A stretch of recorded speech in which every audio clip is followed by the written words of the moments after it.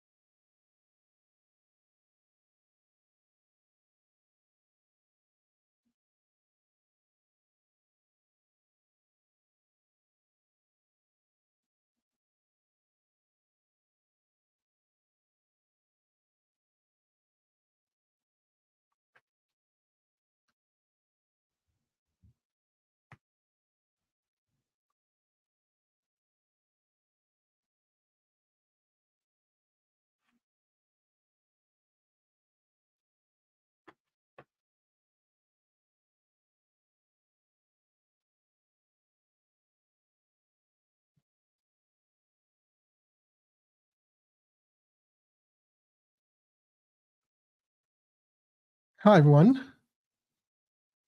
Where's it? I need something.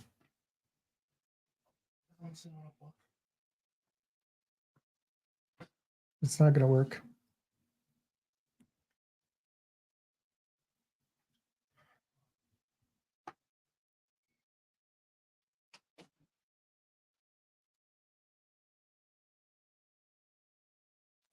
Hello, everyone. Thank you so much for joining me right now.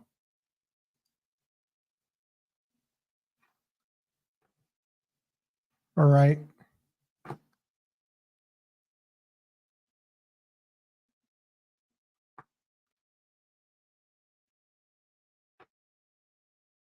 Okay, let's see.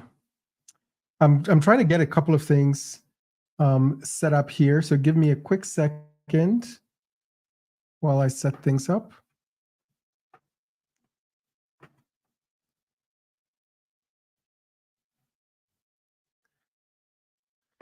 All right.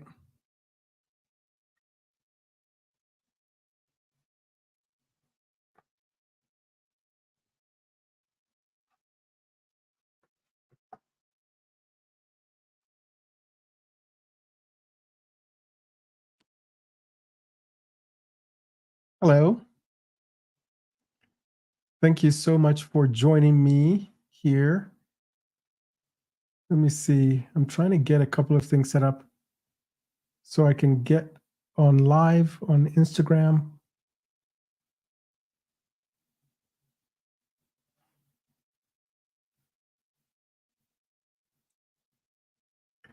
Good evening, everyone. Thank you so much for joining me today. Thank you for all your support so far. I'm really excited about that. So what I want to do today is this is a virtual book signing, so I'm going to be signing some books here, but let me see if I can get this set up really quickly. Instagram.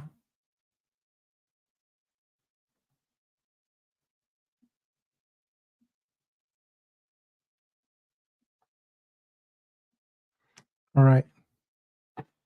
So then,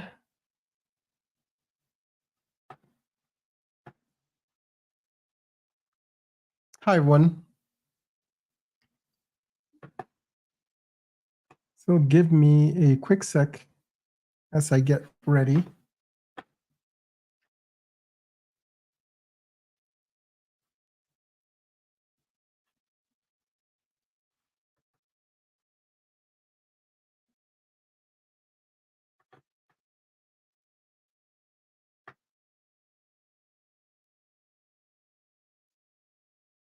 There we go. Hi, everyone.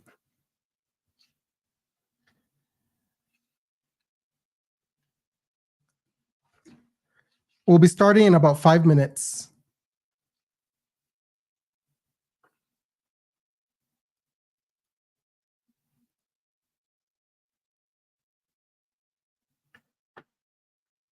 All right, I'm almost there.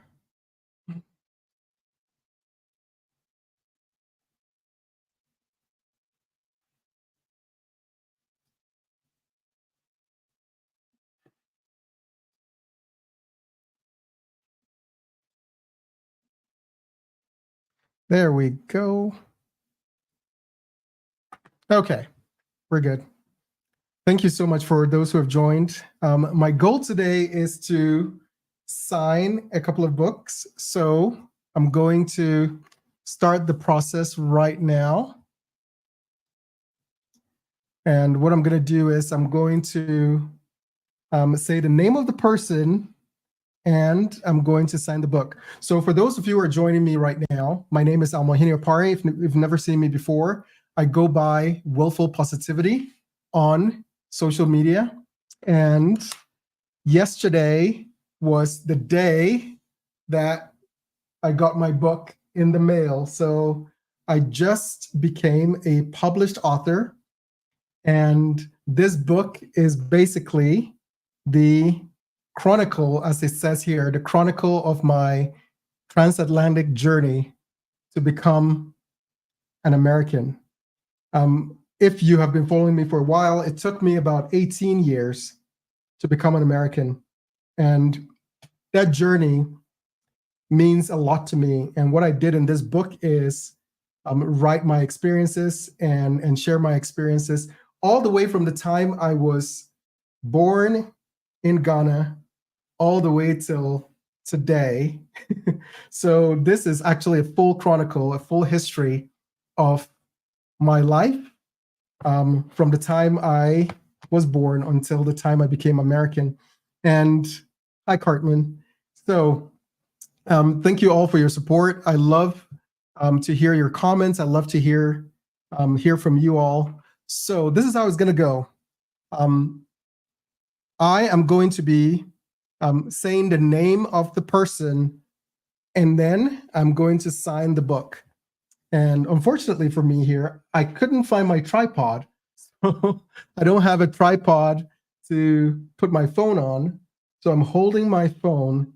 And so we're going to have to make it work. So there are 22 books that I'm going to sign right now. So give me a quick second as I put down my. All right. So I can grab the list here of all the people who I need to send this to. There we go. All right. So I'm back. Oh, thank you so much, Michelle. All right. So the first book that I'm going to sign right now is the name is for Natalie. So Natalie, thank you so much for purchasing the book. And I'm going to sign your book right now. If you want to see me, there's the book right here. I'm going to sign it. So this is for Natalie. Thank you so much for your support. And so I'm going to make this out to Natalie. So that's the first one.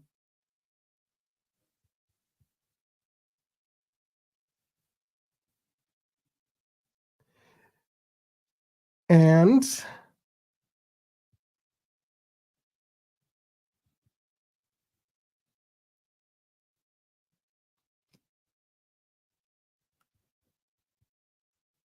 there we go. So that's the first book signed. And so that's the very first book that I have signed now. This is to Natalie. And so let me put my signature right here.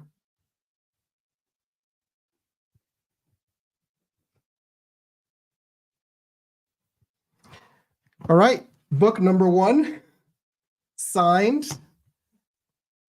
All right, let's continue. So the next person whose book I'm going to sign. Her name is Naomi. So Naomi, here's your book. I'm signing it right now. So I'm going to make this out to Naomi.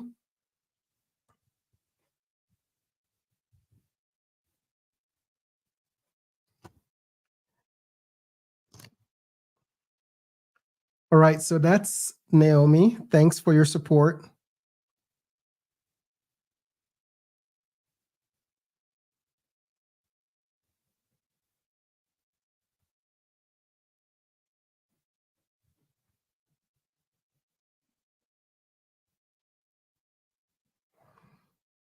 All right.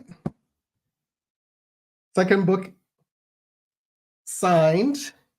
All right, so the next person whose book I'll be signing right now is Lori. Lori. So I'll be making this out to Lori. Thank you so much for your support, Lori. If you're listening, if you see this video later on, thank you so much for your support. So Lori, here's your signed book.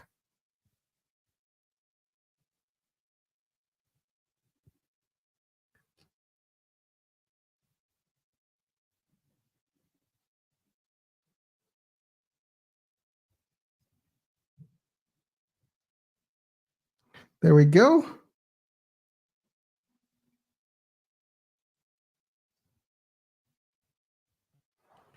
All right. The third one is in the book. Oh, not me. Thank you so much for the kind words.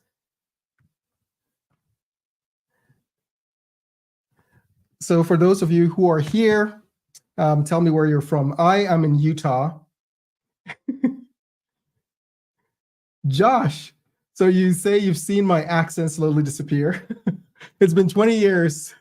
And so I am definitely losing my accent over the last 20 years.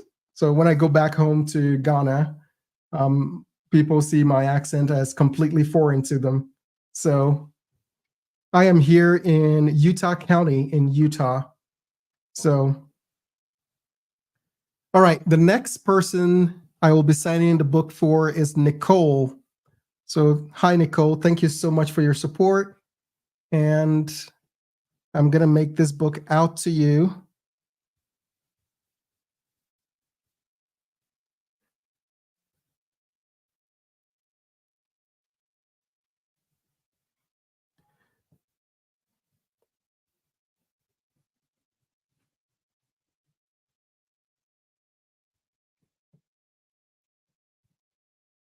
All right, Nicole.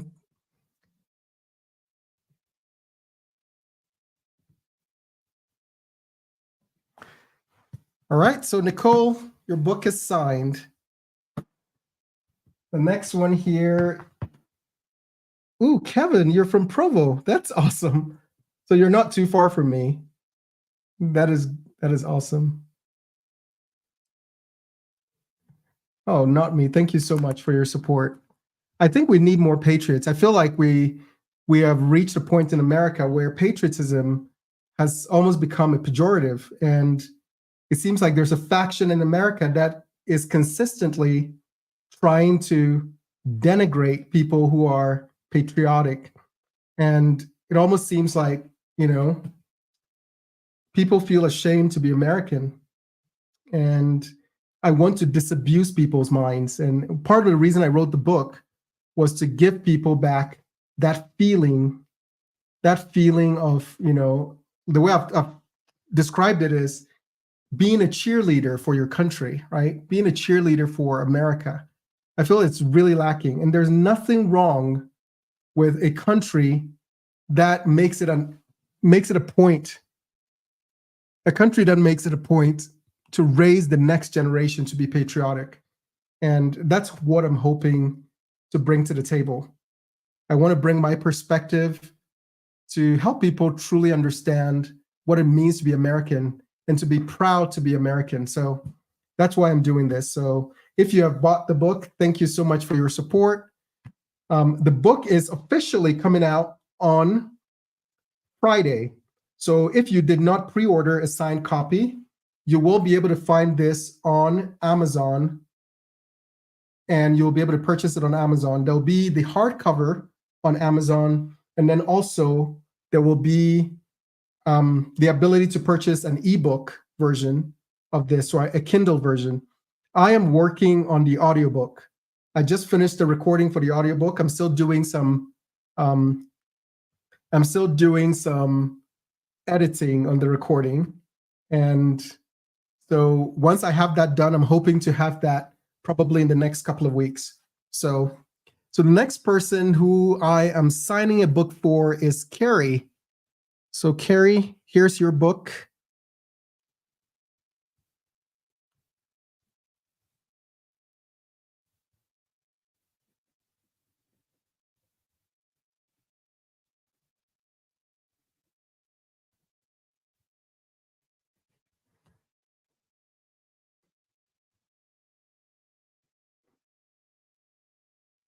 All right, Carrie, your book is signed.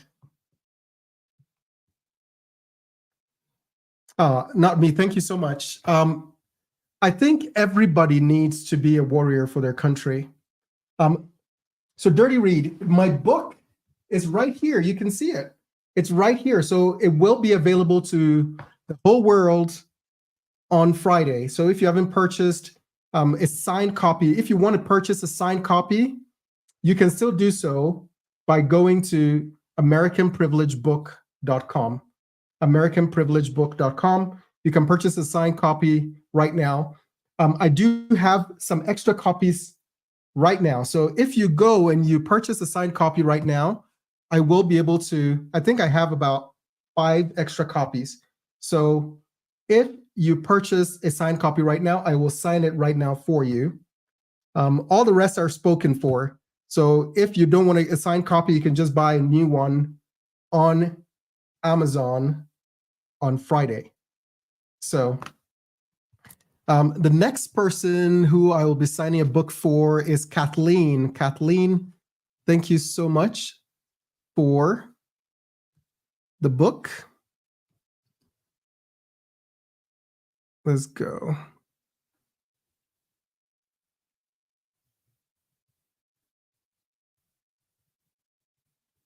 All right, Kathleen, this is to you.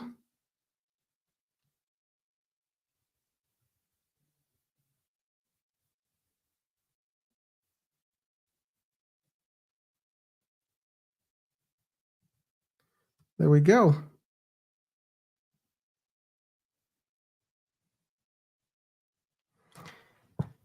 All right, so that's Kathleen. Now, if you have any question, let me know. If I see questions in here, I will try to answer them as I see them. So if you have some questions for me, let me know. I will try to answer them as they come in.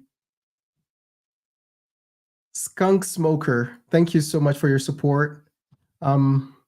This journey has been very, in some cases, very emotional. One thing I always believed was that this was the place where my dreams could come true.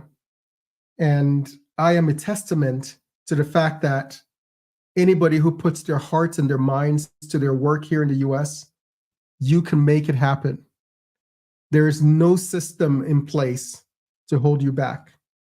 I have not found a system in place to hold you back.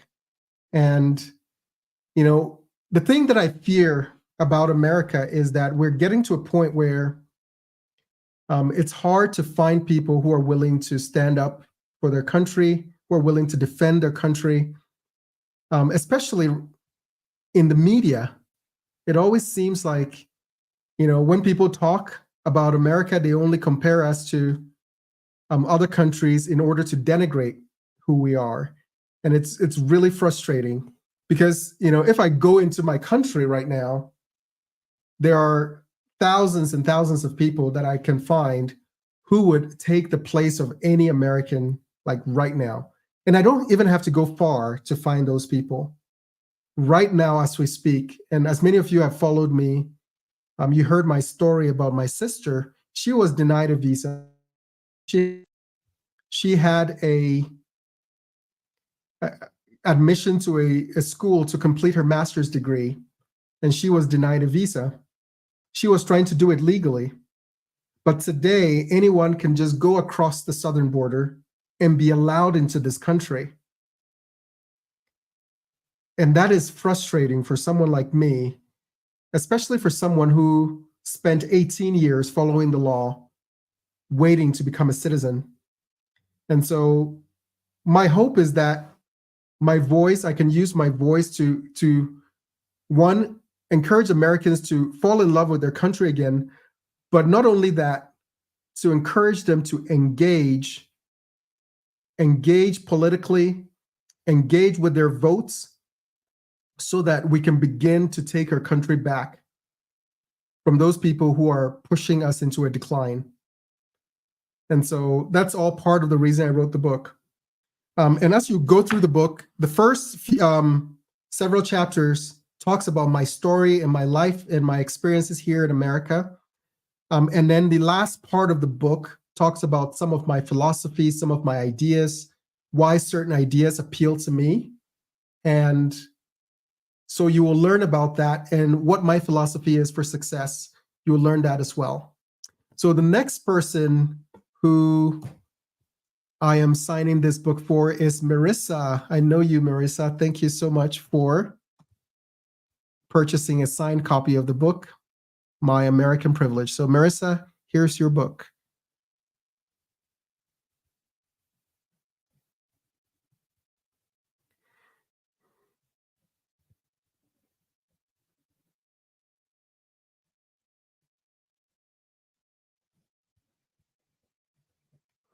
All right.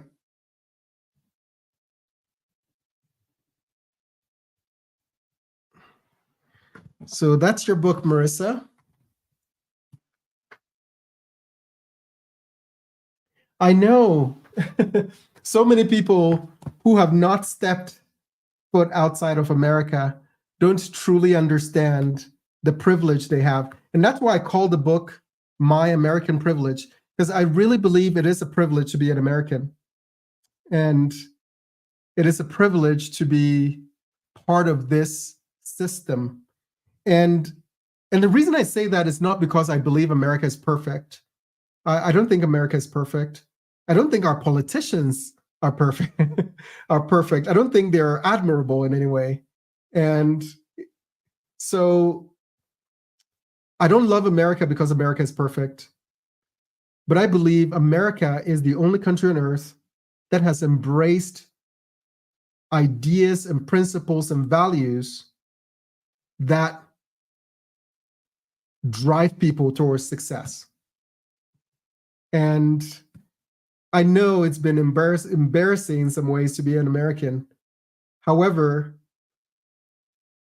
I think it's important for us to truly recognize that the country belongs to us. It does not belong to the people, the charlatans in the media.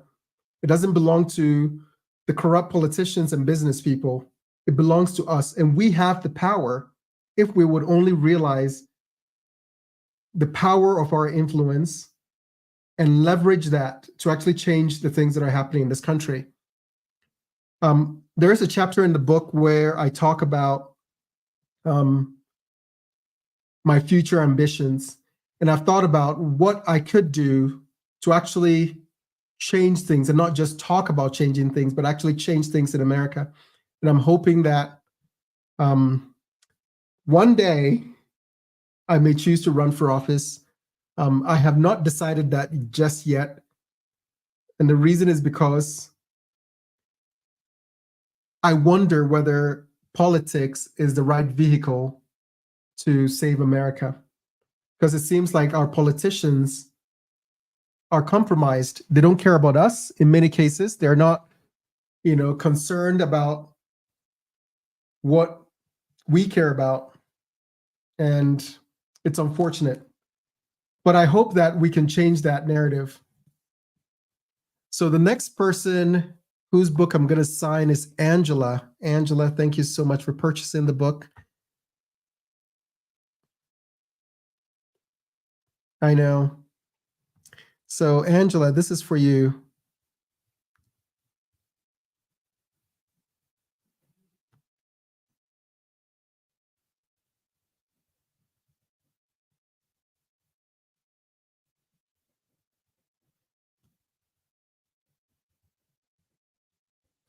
So this is for Angela.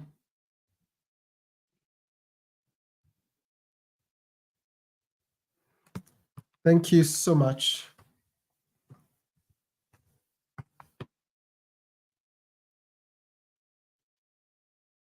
I think what we have to do is start with our children. And for me, I feel like as a conservative, I feel like as conservatives, we've given up on the younger generation. We've basically said the youth are going to, they're not a territory we want to fight for anymore. And unfortunately, I believe that's where we need to start. And we need to go into communities where we've been told for generations that they will never change. And it's crazy. It is crazy that we have communities that we choose not to take our messages to. And I want to be the person who takes the message to those communities so we can take back the narrative. Before I came to America, I heard all sorts of things about conservatism. I heard all sorts of things about Republicans. And it is, if we don't push back on that narrative, it's going to continue to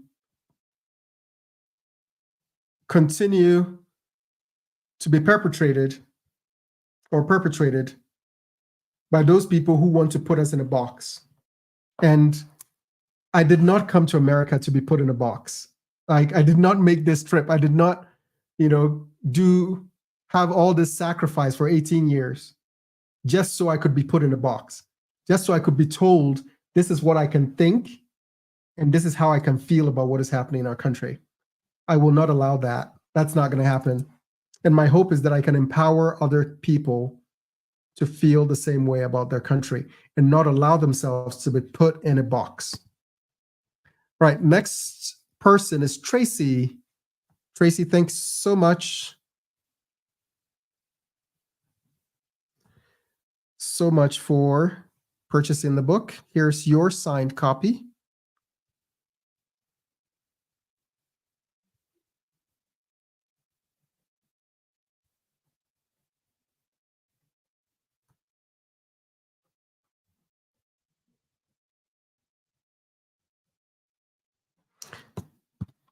All right, that's Tracy.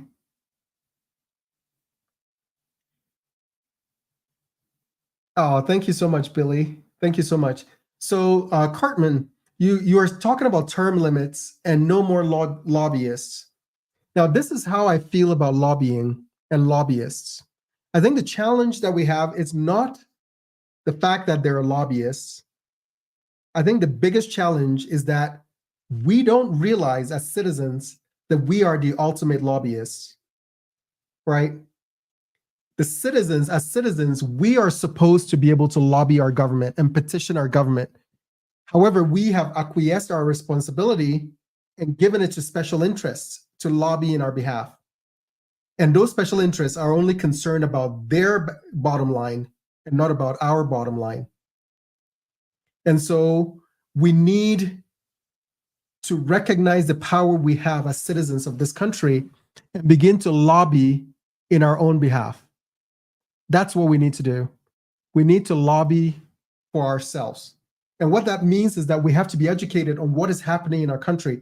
There's so many Americans, if you walk down the street and you talk to Americans, there's so many Americans that have checked out completely from what is going on in the country. They don't know who the president is. They don't know who the vice president is. They don't understand what is being passed in their name. They don't understand what foreign policy is being conducted in their name.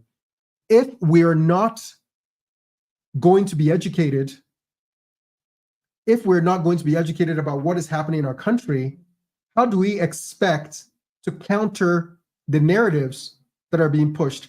How do we expect to lobby our elected officials? How do we expect to do that? And that's the challenge. We need citizens' movements that can lobby Congress. Now, if you remember back in the day when we had the Tea Party movement, that was one time in my life in America where a grassroots organization brought together Americans and completely changed the face of politics But it lasted only a few years because we all kind of stopped and went back to our lives. And unfortunately, the influence and the change that was brought forth started to wane. We need to return to that kind of activism. When you hear about community organizing, it sounds like a pejorative when you think about it on the right. We think, oh, it doesn't make sense to be a community organizer, but it is important for us to put our minds together, put our efforts together, bring our money together so that we can have a bigger voice. Unfortunately, we don't do that. A lot of conservative creators are silos. We've created all these silos where we are kind of going by ourselves and trying to do our own thing. But the other side is completely organized, completely organized. They use the same language, they use the same words. How many times have you heard about saving democracy? Where did that come from? I've been here for 20 years. We all know that America is a republic. So what happened in the last 3 years, the last 4 years, where suddenly everything was about saving democracy? That's the organization that is on the other side. If we don't organize on our side, if we don't organize on the side of patriotism, if we don't organize on the side of a love for America, those who are organized will eat our lunch every single day. And unfortunately, we are allowing them to do that to us. And that's unfortunate. All right, so the next book I am signing is for Amanda. Amanda, thank you so much. Amanda is actually the name of my little sister, but this is a different Amanda. My little sister who wanted to come to America, her name is Amanda. But I hope that one day her dream comes true as mine did 20 years ago.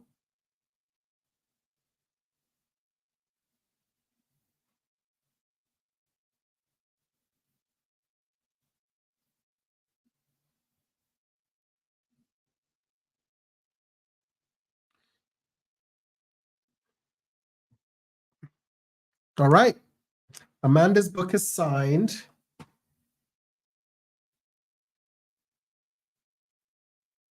I know that's the challenge. That is the challenge.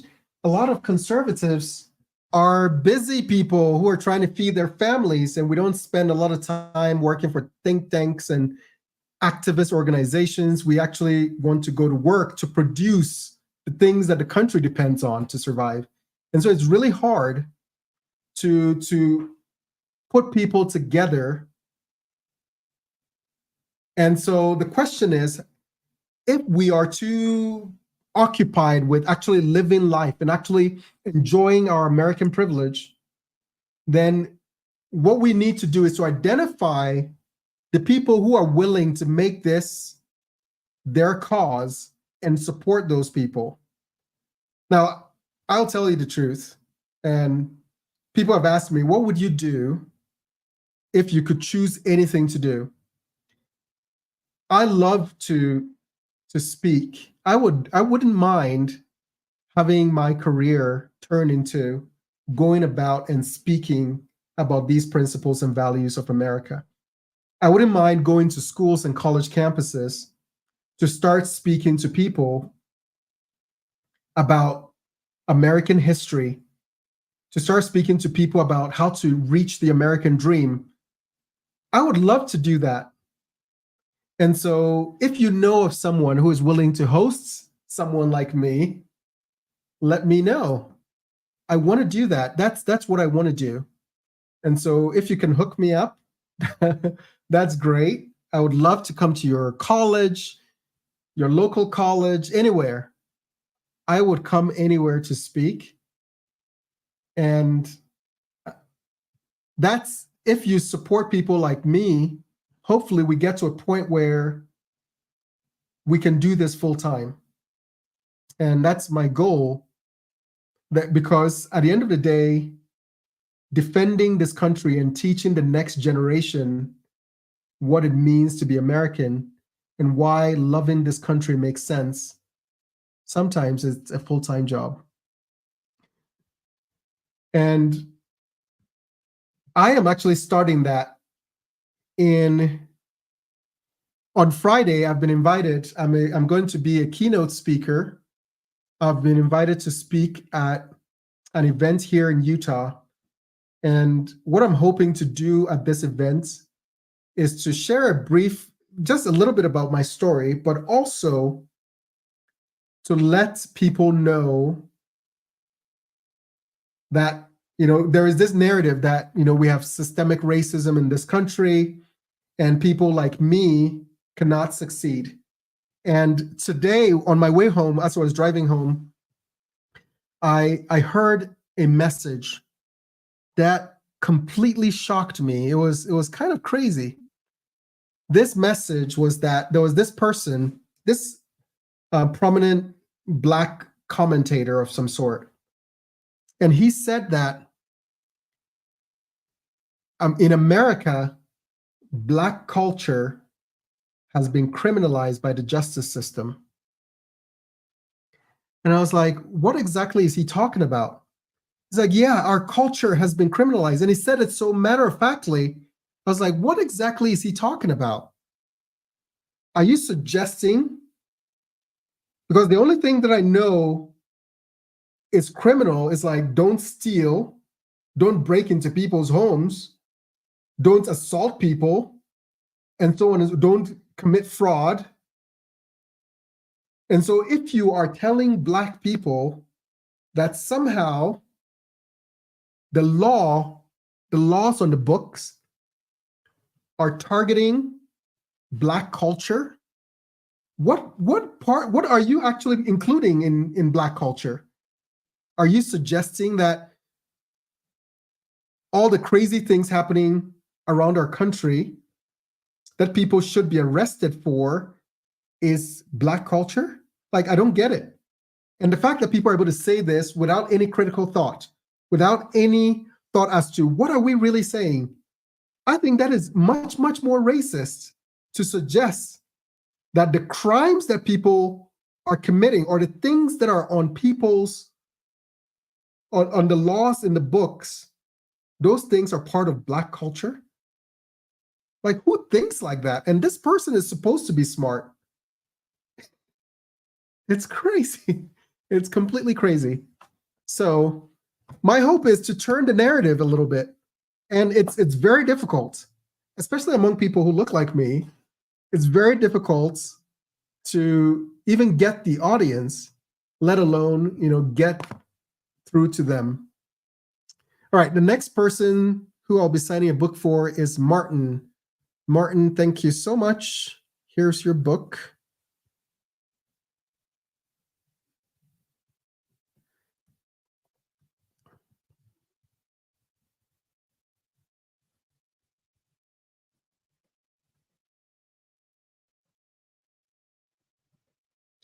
There we go, Martin.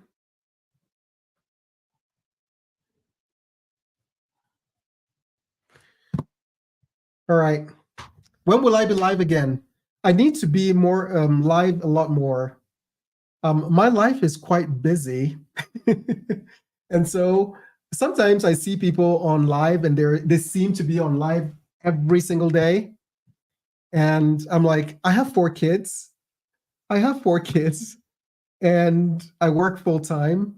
I have a podcast as well. So if you have not followed my podcast, please go and do so right now. Take 5 seconds and go and follow my podcast. My podcast is called Restitch America.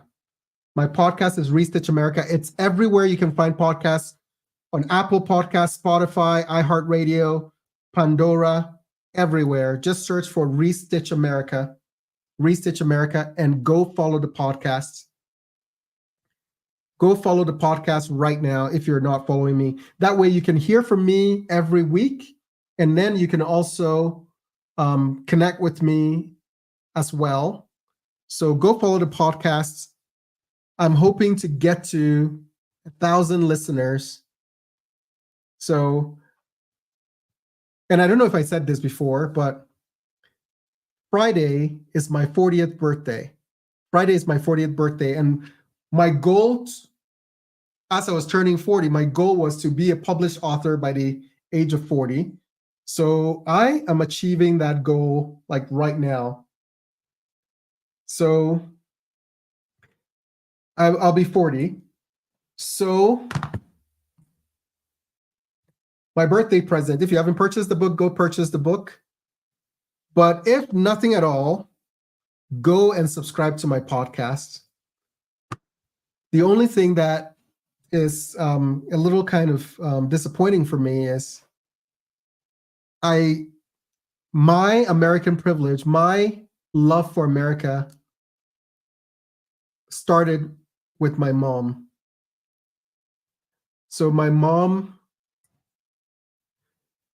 went to high school in upstate New York. My mom went to high school in New York, and she was here for a little over a year. And her experience in New York is what gave me my love for America. Because her time in New York changed not only her life, it changed my life as well. And it changed not just my life, but the lives of thousands of people. And I know normally when we talk about changing lives of thousands of people, sometimes it's figurative. But in my mom's case, this is actually literal. The experiences she had in America changed the lives of thousands of people because she came home after her time in America and she established a school, and that school educated thousands of children. Her school was started in 1989. I had the opportunity to attend my mom's school until the 9th grade before I went to high school. My mom started all the way from kindergarten all the way to, she started a university and a nursing school. So my mom was an entrepreneur, and everything that I say I take after her. Everything that I'm doing today is because I was inspired by my mom. And so, as many of you know, she passed away from breast cancer in 2022. And she did not live to see me achieve this milestone. But I know that even though she's not on this earth, that she's alive in spirit, and she can see the strides that I've made in her name. So if you look at the book, I'm going to show you right here in the book. I have a tribute for my mom that I put in here, right there. For those watching, I have a little tribute to my mom. There's her picture. And for those on live, there's it here. That's the tribute to my mom. So I did two things. I published my book, but before I published my book, when my mom was going through breast cancer treatments and chemotherapy, she wrote her story as well. And she did not live to see that story published. And so I also, a year ago, published the book for her. So my mom's book got published first, and then I followed it up with my book. The funny thing is, and this is a side note, but I used a publisher to publish my mom's book. I used a platform, a website called Tableau, Tablo.com. And the book is available on Amazon and all other places. It's called Miracles of Faith. Miracles of Faith. But the problem is, once I published the book, I don't know if the company is gone out of business or not, but I know that there have been several purchases of the book, but the company's website does not show any purchases at all. So the book has been out for a year, and I have not seen a penny from the book because the goal was to take the money. And because my mom was an educator, she has a school, a charity school, and the proceeds of the book were going to the charity school. But somehow the money is stuck. People purchased the book, and I have not seen a penny because the platform that I've used says there are no purchases, even though people have physically received the books from Amazon and have read the books and have taken pictures and shown me that they've received the books. But I don't know what's going on. And I've done everything possible. The company is out of Australia. And I've even gone on LinkedIn and reached out to the owner of the company. I've not heard back. My mom's name is Monica Ohene-Opare, same last name as mine, Monica Ohene-Opare. The book is called Miracles of Faith, and that's her story. And so from Miracles of Faith to American Privilege. All right, so the next person I'm going to be signing the book for is Jennifer. Jennifer, thank you so much for your support. And I know this Jennifer. She's my producer on my podcast. Thank you so much, Jennifer, for your support. You said Amazon says it's unavailable? Really? That's interesting. I haven't checked in a while. Let me see. Amazon.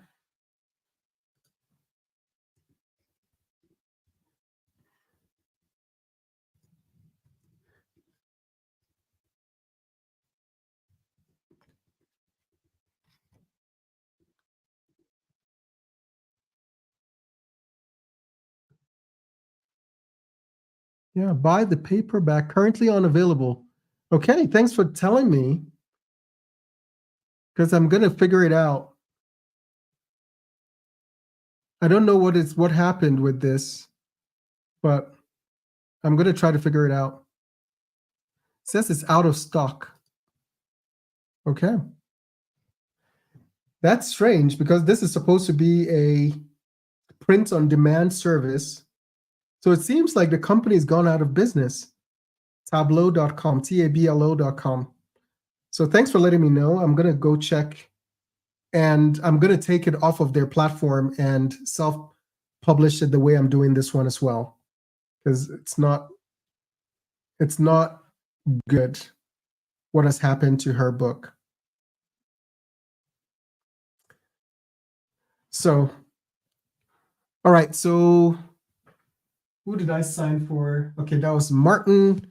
So this is for Jennifer. Jennifer, thank you so much for purchasing the book.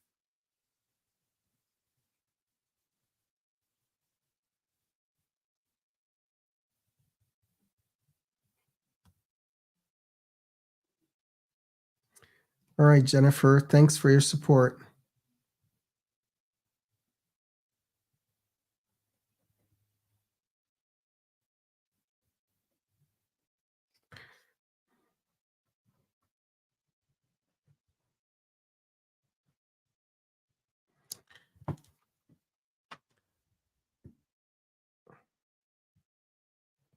All right.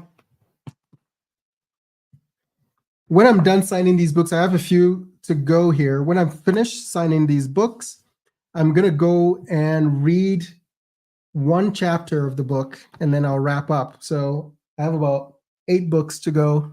Let's do it. So this is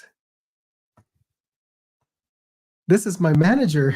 My manager purchased the book. Thank you, Mark. My manager from work. So when I'm not doing this, I am a software engineer. So I write software. I also have a company. So it's all but defunct right now. I'm hoping to resurrect it. I have a mobile app company called Unstuck. All right, Mark. Thank you.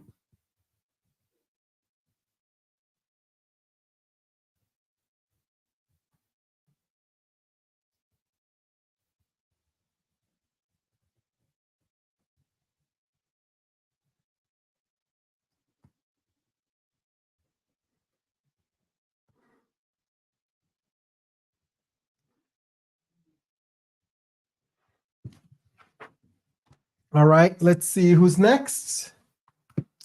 This is Kent. This is from Kent.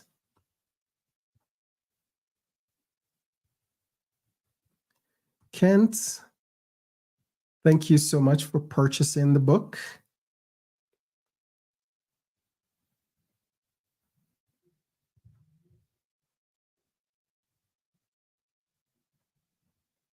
Now, one part of my book, one of the themes in my book is something that I've come to believe very strongly, which is that America is great because Americans are good. America is great because Americans are good. And as you read my book, you will find that throughout my experience here in America, Americans are the reason why I am where I am today. So many Americans came through for me, and the color of my skin did not hold me back in any way. Because Americans from all walks of life, Americans of all stripes, Americans of all shades and colors, Americans all over the place came through for me. And all they saw was a person who was willing to work hard, who was willing to make the sacrifices necessary to achieve his dream. And they did not put me in a box. They believed in my abilities, they believed in my capabilities, and they gave me this they gave me this opportunity to do the things I'm doing today. So many Americans came through for me.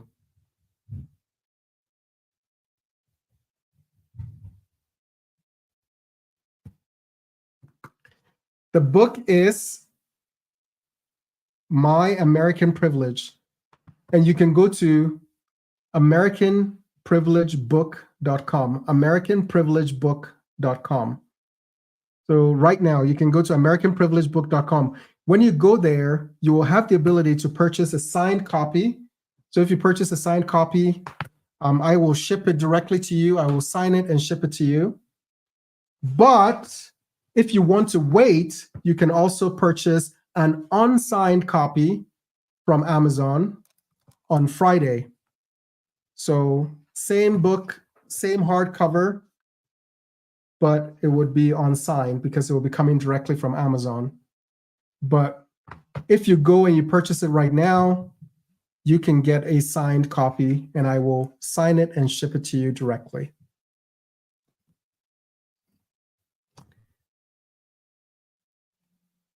Once again, the title of the book is My American Privilege. My American Privilege.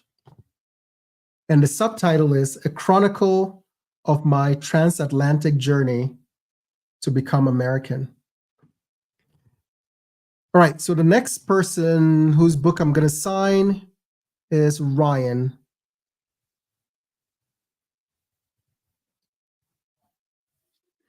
All right, Ryan, thanks for your support.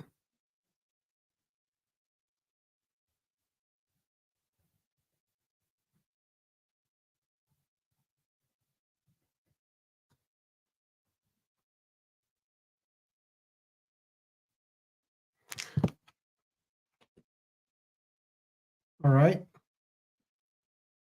The next book is going to be for Lisa. Thank you, Lisa.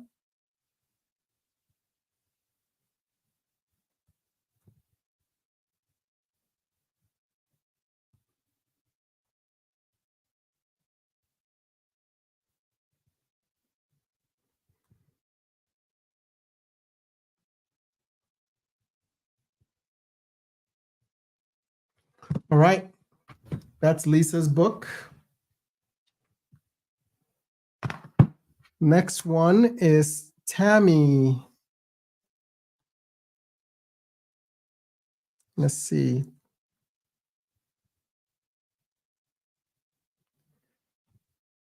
Oh, thank you, Robert. Thank you, David. Thank you for your support. Thank you so much. This means a lot to me.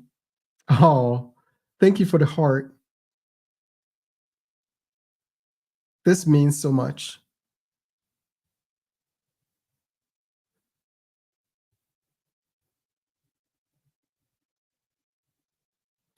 Thank you so much.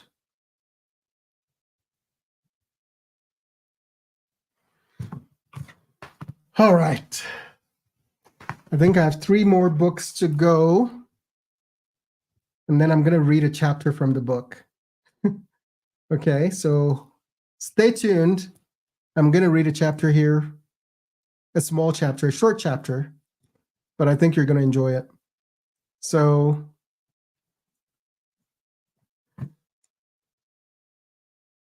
Aaron, Wendy Franks, what would it take to get my sister to America? It is completely in the hands of the American consulate in Ghana. And in the book, I describe exactly how the process is like for people who are coming from the third world. It's not pleasant. The fact that I was able to get through is a miracle to me because most people are denied visas to America. And usually they give you less than 90 seconds to make your case. And that's what happened to my sister. They gave her less than 90 seconds to make her case. It seemed like the decision had already been made. And the funny thing is, I am an American citizen. My older brother is an American citizen as well. He became an American before I did. I think he had it a little easier because he married an American. So he became an American in about 3 years after he got married. I had to wait because my wife is from Ghana as well. I had to wait. So I waited 18 years. I was slated to become a citizen in 2020. So I was planning to vote in 2020. But because of COVID, everything got delayed. So I couldn't do it. So I eventually became a citizen in 2021. And that was 18 years. And since then, so this year will be the first time I'm able to vote for president. And this is the first time I'm going to be able to vote for anybody for president. Not in my country, because I left my country before I could vote over there. So I've never voted for president in my entire life. I'm going to be 40 years old. This will be the very first time I will have the opportunity to vote for a president of a country. And you probably know who I will not be voting for. Yes, you probably know that.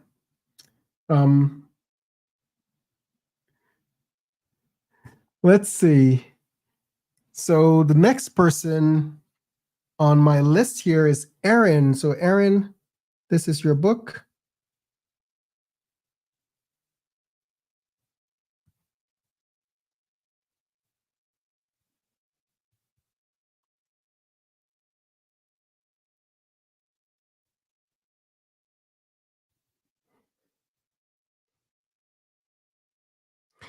Thank you, Aaron.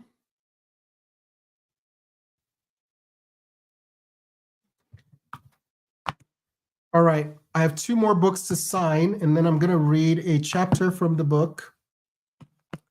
All right, and these 2, unfortunately, the people who made the purchase did not tell me their names. Maybe they wanted to protect their privacy. Let me see.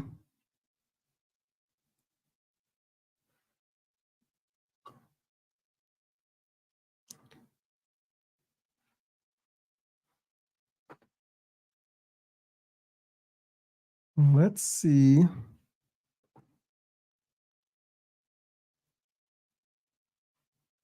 Oh, it looks like we've gotten a couple more purchases of the signed copy. So thank you for those new people. All right, let's try this again. Let me see the lists.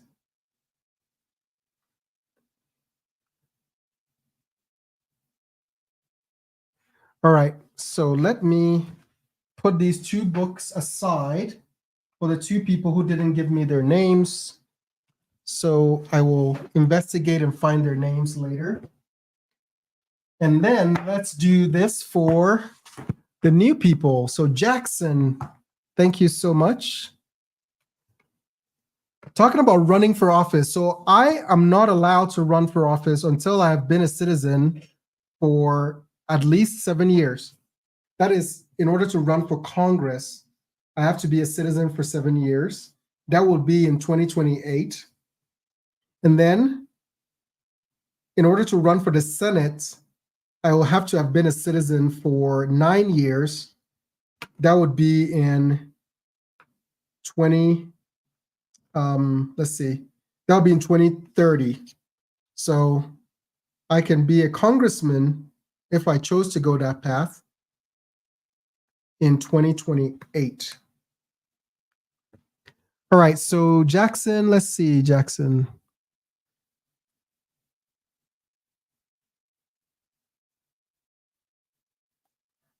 All right, Jackson, thanks for your support.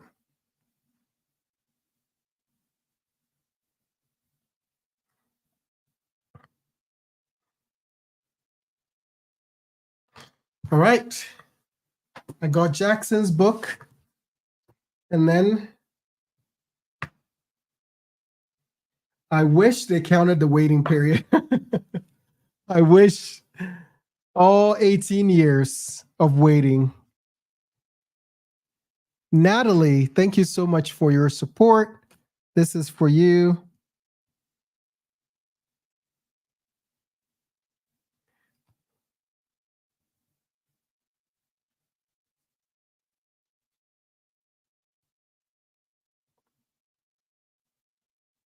All right, Natalie, you got your book here.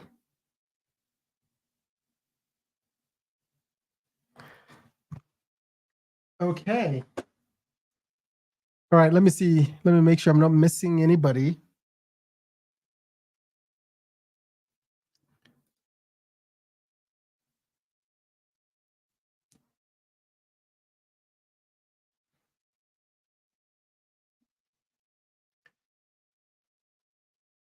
All right, so I think I got everybody.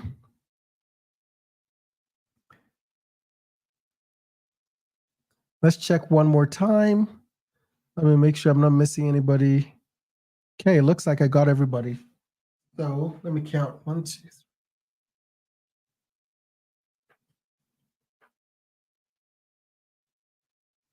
3, 13, 14, 15.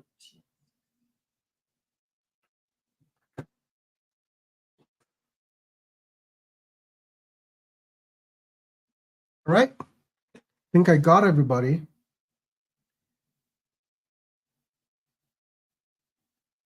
All right, so Cartman, did you purchase it? Did you purchase the signed copy? Hold on one second. Let me make sure. Or let me make sure I have your name on my list here. So there are two that did not have a name on it, but it had an address. And so I'm trying to figure out who it belongs to. So I'm looking at the payments right now, and I do see two that did not have a name on it.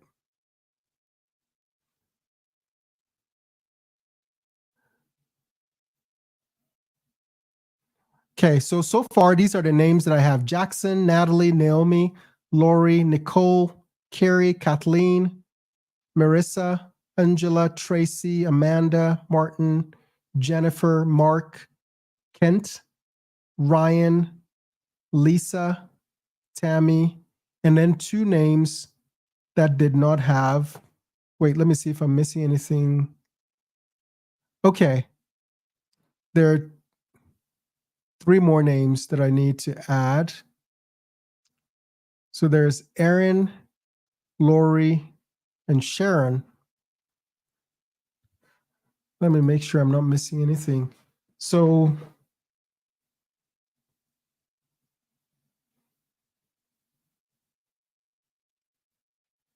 Cartman, I have 2 emails here.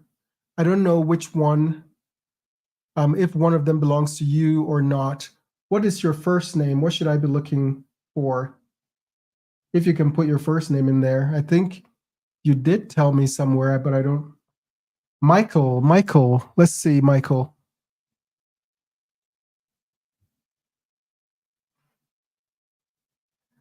Do you have a Yahoo email address? Let me take a look. Yep, Traverse City, Michigan. All right, so you did not put your name in there. You did not put your name in there. So I am going to grab a copy of the book. Hold on one second, I'll be right back.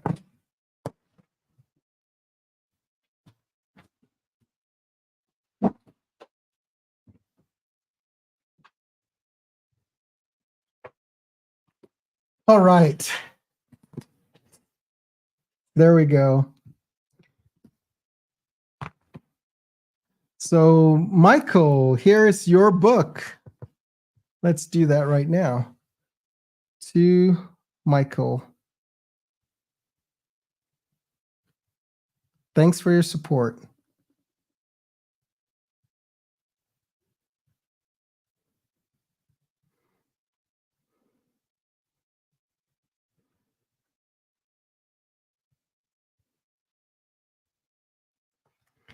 Okay. Michael, here's your book. Signed. So there you go. Thank you for letting me know. Yep, I'm glad you were here as well. Okay, so that's, and I believe I have one more that I need to do. Let's go back here.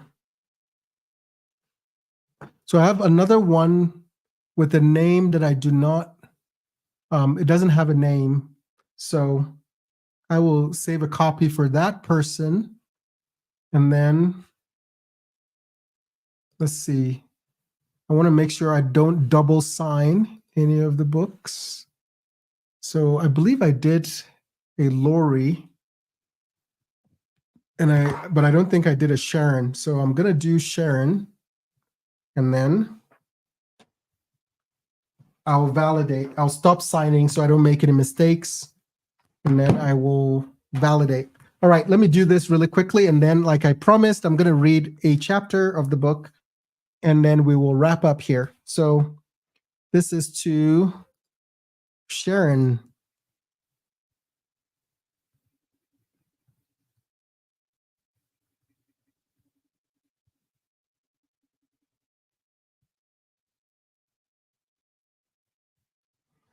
Okay.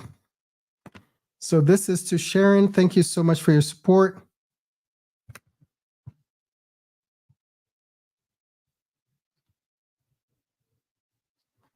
All right. I remember as a kid, my dad told me my signature was so long that if I ever had to sign a bunch of things, I will regret having such a long signature. So I just put my first name in there to cut it short a little bit. All right, so I'm going to read a chapter from the book. For those of you who are watching, let's do this. Put in the comments right now. There are 22 chapters in this book. Put in a comment right now which chapter I should read, and I will pick a chapter to read based on the number of people who want it. So chapter 6 is called, let's do this. How many people would read chapter 6? or chapter 1 or chapter 3? Let's do that. The three of them, 6, 3, or 1. Let's see how many votes we get for chapter 6, 3, or 1. So if you want me to read chapter 6, let me know. Chapter 3 or chapter 1. So now I got 2 votes for chapter 6. The title of chapter 6 is Life in Los Angeles. Life in Los Angeles. That's the chapter 6. Chapter 3 is My High School Years. My High School Years. And chapter 1 is Family Life. Family Life. So right now it looks like I'm seeing a lot of chapter 6. Life in Los Angeles. That's chapter 6. And it's a little longer for a longer chapter, so I will read a few pages of chapter 6. Let's do chapter 6. All right, let's do chapter 6. Life in Los Angeles.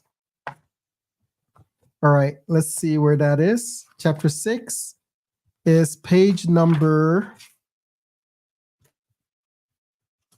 Let's see, chapter 6 is page number 56. So this book has 200 pages. So I made sure you were getting your money's worth. All right, chapter 6. Let's go. Page 56. You ready for it? I'm going to start right now. This is chapter 6 of My American Privilege. Okay. The flight to Los Angeles was my first ride on an airplane, so my excitement possibly overshadowed how long and uncomfortable it really was. The journey took about 23 hours, which included a 4-hour layover in Zurich, Switzerland. Although I was completely on my own for the first time in my life, thousands of miles from everything and everyone I knew, I did not feel lonely. I was excited, optimistic, and most importantly, eager to share the sacred message of the restored gospel of Jesus Christ to the people of Los Angeles. Now, if you didn't know this, this is an insider information. If you didn't know this, when I came to America the very first time, I came to America as a Christian missionary. So I was a missionary. So I was excited to go to Los Angeles for that purpose. So soon enough, I heard the message over the plane's intercom announcing our final descent into Los Angeles. I was sitting in a window seat, so I immediately opened the window to see if I could get a good glimpse of where I would be spending the next 24 months of my life. From 10,000 feet above the ground, Los Angeles appeared to be a city bustling with excitement and activity. The streets were flooded with cars, trucks, and buses. It was beautiful from this altitude, and I felt a rush of excitement through my entire body after we landed and deplaned. I could not stop myself from smiling. The dream I had nursed since childhood was unfolding before my eyes.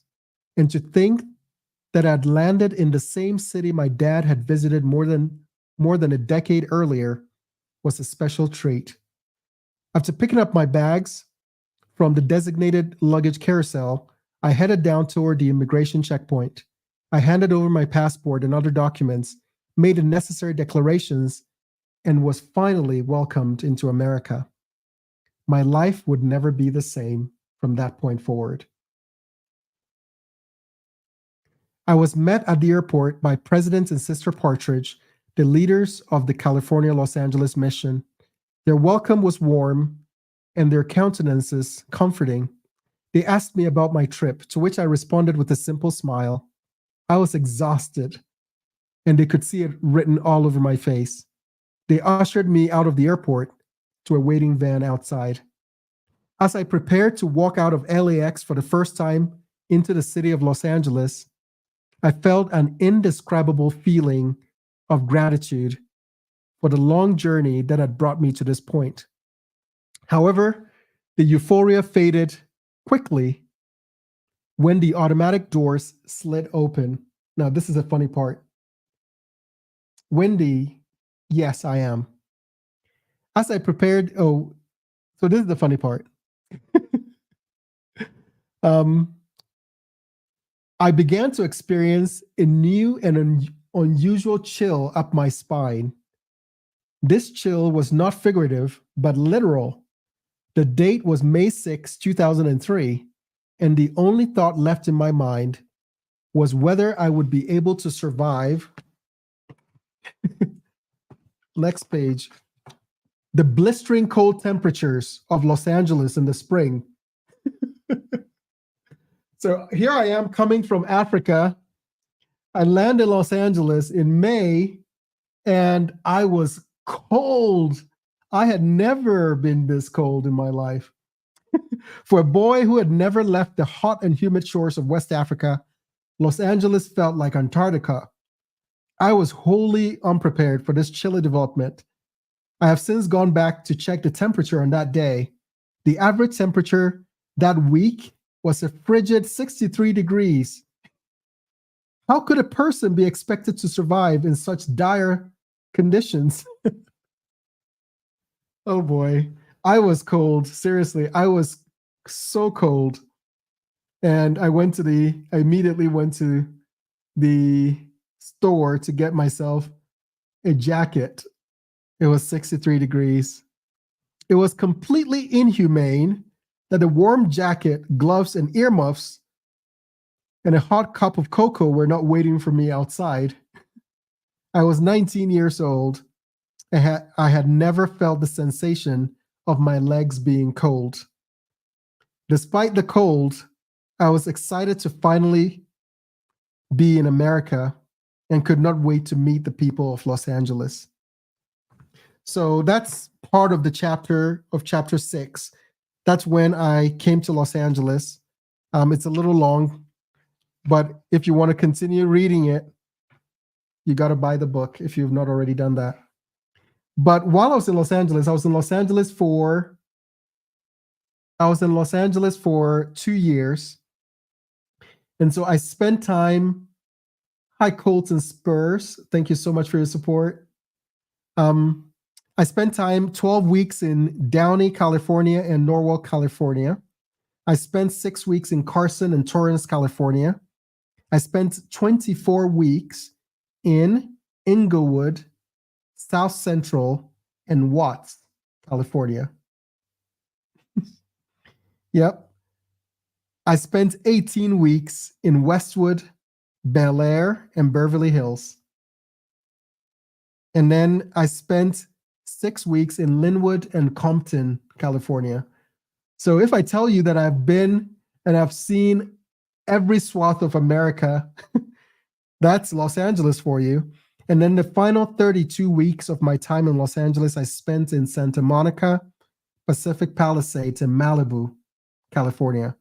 So from Norwalk and Downey, which is kind of middle class, to Carson and Torrance, which is also kind of middle class, Inglewood, South Central, and Watts. If you know anything about South Central Los Angeles and Watts, Los Angeles, and Inglewood, you know what I'm talking about. And then Linwood and Compton. Now, you've heard of Compton. Thanks, book lover. You've heard of Compton. I spent 6 weeks in Compton. And then Westwood, Bel Air, Beverly Hills. I spent 18 weeks in Beverly Hills and Bel Air and Westwood. And then finally, Santa Monica, Pacific Palisades, and Malibu. So I was there for 32 weeks. So that was my time in Los Angeles. And you'll learn a lot more about the stuff that I did in Los Angeles while I was there. One part that I think you will enjoy is chapter 9, which is titled Marrying My Best Friend. Marrying My Best Friend. And you will learn a little bit about our Ghanaian culture on marriage. So in Ghana, it's not like America where you can just get up and fall in love with someone and just go and get married, or fall in love with someone and just go and privately propose to them. In Ghana, a marriage proposal is a family affair. And you will learn the intricacies of getting married in Ghana. It's a little crazy. It's a little crazy. So I'm excited to have you learn about that experience as well. A dowry was involved. And so you can learn about that. I included a picture in the back of my wife and I on the day we became American. So I'm going to show that here. That's a picture of my wife and I on the day we became American. So we both became American on the same day. So for those on YouTube and other places, that's the picture of my wife and I on the day we became American. So that picture is in there. There's another picture in the back of the book. And as you read the book, it will make sense to you what that picture represents. So this picture is, I'm not going to say much about it. You got to buy the book to find out why this picture means a lot to me. So, and it's hard to see. I know it's hard to see, but it will make sense to you when you read the book, why I put that picture in there. So thank you so much, all of you, for your support. This journey has been incredible. This is just the beginning. In Ghana, we used to say life begins at 40. So in 2 days, I turned 40, and I think my life is just beginning. This is just the beginning of my journey. Now that I'm American, this is my calling. This is my destiny.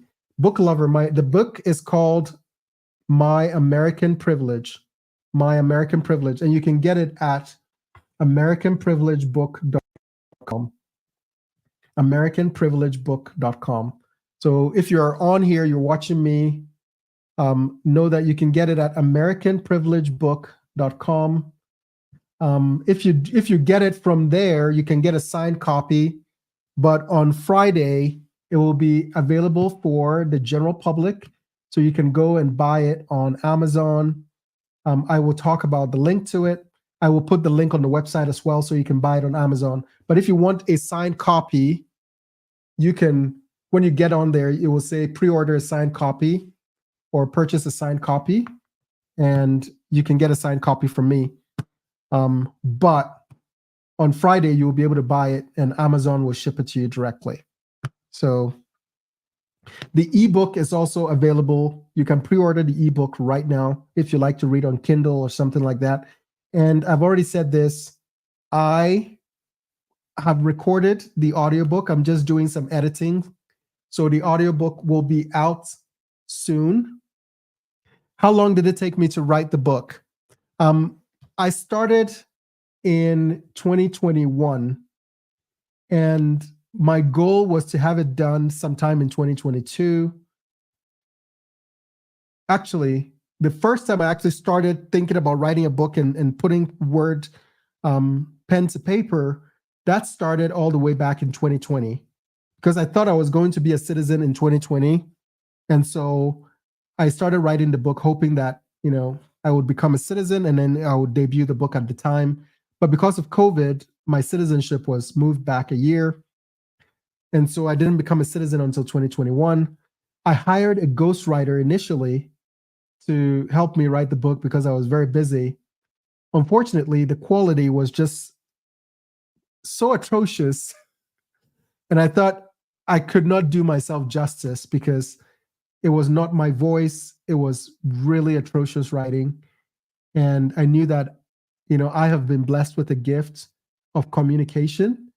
And so I said I would be remiss if I did not use my own voice to express what I wanted to express. So that's what I did. And that's why it took a little longer than normal, because I was basically writing one chapter every 3 weeks or so. And then I went into a frenzy because the date I wanted to release it on before my 40th birthday.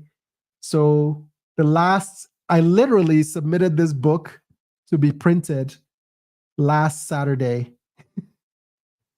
Not this past Saturday, the Saturday before it. So I have a knack for procrastination, and I'm glad that this is America, right? It took 7 days and I have my book in my hand. So I'm excited for that, but it was hard to get to this point, and to actually have the ability to hold it in my hands is a milestone that means a lot to me. And I thank you all for your support throughout the way. Thank you, book lover. You can get it on Kindle. You can pre-order it right now. And on the 16th, it will automatically download onto your Kindle. So thank you all for your support. And once you guys start reading it, please go to Amazon and other places and leave some reviews for me. That would be really appreciated. Leave some positive 5-star reviews so we can get this out. I am right now in talks to, and this, I'm not going to jinx it, but I'm talking to some media companies. I'm hoping to be on some of the news channels to get the word out on the book. Also, kind of share my perspective as an immigrant concerning the things that are happening at our border. And then also to talk about my experience as a brand new voter who will be voting for the first time in a presidential election. So expect to see me on the news one of these days. I'm going to be on the news somewhere one of these days. Yes, if I get some more signed copies, people requesting signed copies, I will do another book signing. So if I get, yeah, I would say if I can get another 20 purchases, I will do another book signing and another virtual book signing as well. On Friday, I will be giving a keynote address at an event, and what I'm going to do is record that address, and then I'm going to take the recording and live stream it to you as soon as I have it. So that's the plan. I'll be speaking on Friday, and so you will hear me kind of give a formal speech and kind of, you know, see how I speak and how I carry myself in front of a crowd. I love speaking in public. I've heard people say, you know, the second or the first thing that most people are afraid of is public speaking, and the second is death. And so apparently people would rather die than speak in public. The funny thing is, I love speaking in public. I will be here in Utah, so I'm speaking in Salt Lake City. I am looking at opportunities for running for local office. The main thing I've thought about is Congress, but I can't run for Congress until 2028. I can't run for Congress until 2028. I can't run for Senate until 2030. So in the meantime, I want to get ready. I want to know the Constitution very well. I would say I'm pretty versed in American history, culture, and Constitution, but I want to be a scholar. I want to be a constitutional scholar. I want to truly understand the founding of this country. I want to do that. And so public speaking, I love to do it. I just love it. I feel energized when I'm in front of people. Funny thing is, I have a hard time when I'm speaking to a camera. And that's why it's hard for me to go live a lot, because I feel like I'm just speaking to myself. It's just weird. But when I'm standing in front of people, I can just riff and it just comes out. So that's something I love to do. I love the Constitution, and definitely my goal is for us to return to the Constitution. So one thing I'll say before I wrap up, I started a nonprofit. I'm still trying to get the tax exemption, what do we call it? The IRS nonprofit status. I'm still trying to get that. But I started an organization called LIFTRA, LIFTRA. So if you have your computer, you can go to liftra.org, LIFTRA. And my hope is that I recruit people to join me in that organization, LIFTRA, and I talk about it in the book as well. So you will learn everything about LIFTRA in the book. I have a chapter on it. But LIFTRA stands for Legal Immigrants for the Restoration of America. Legal Immigrants for the Restoration of America. So my hope is that people like me and other legal immigrants can come together to help restore America. I think we have a unique perspective. I think we have a unique voice that needs to be heard. And so Legal Immigrants for the Restoration of America, liftra.org. Go check it out. The website is up, liftra.org. Go check it out. And I want it to be kind of like the, what do we call it? I want it to be kind of like Turning Point USA. I want it to be kind of like, all the other organizations, PragerU. I want Liftra. I don't think anybody has really captured the niche of legal immigrants. I feel like as legal immigrants, we're the afterthought. Nobody really thinks about us. Everybody's focused on the illegal immigrants. And so I want to be a voice for legal immigrants who have something to say about America, because I believe we came here for a reason. And we're not going to sit around and let America be destroyed from within, because this, in many cases, is not the America we came here for. Our country is changing before our eyes. I've been here for 20 years, and I feel like this country has changed significantly.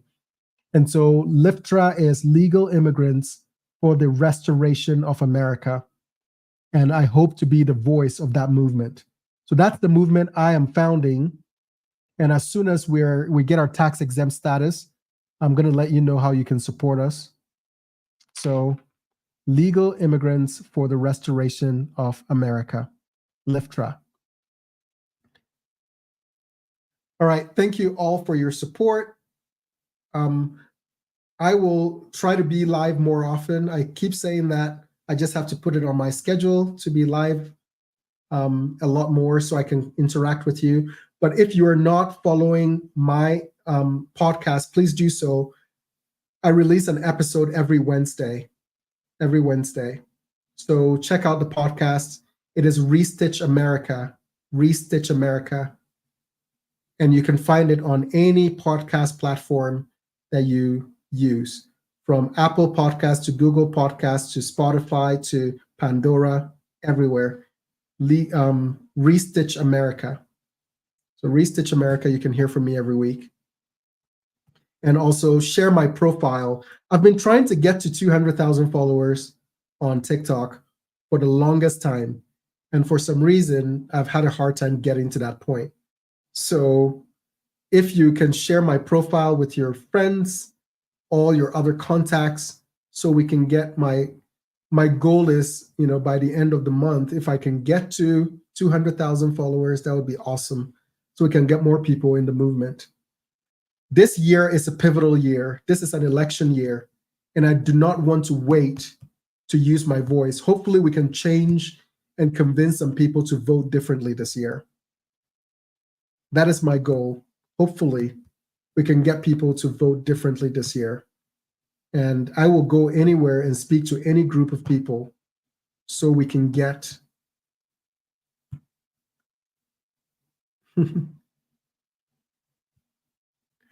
Yep. So we can get as many people listening and hearing us as possible.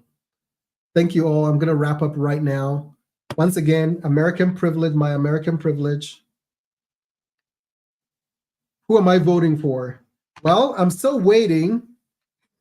I'm still waiting for the primaries to be over. But when the primary comes here, I am conservative. And I talk about it in the book as well, why I embraced conservatism. And although I know the Republican Party has its own problems, I believe currently it is the most viable vehicle for advancing conservatism. And when you read this book, if you have any kind of doubts about conservatism, you will learn about conservatism from the perspective of an immigrant who is a conservative. And so I have all sorts of issues with the Republican Party, but conservatism is what I believe is the best way to run any society. And I explain exactly why I feel that way. And I also compare it to other forms of governance. I compare it to socialism and communism and liberalism and leftism and progressivism, all in the book as well. So you will find that in the book in a chapter called Why I Embrace or Embracing Conservatism. My name is Alma Ohene-Opare.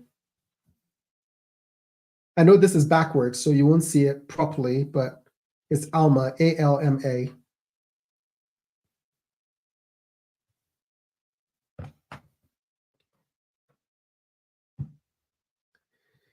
Yep, I cannot be president of the United States. And that's not something that I would like to do anyway. I cannot be president of Ghana either because I gave up my Ghanaian citizenship to become American. So I cannot be president of any country right now.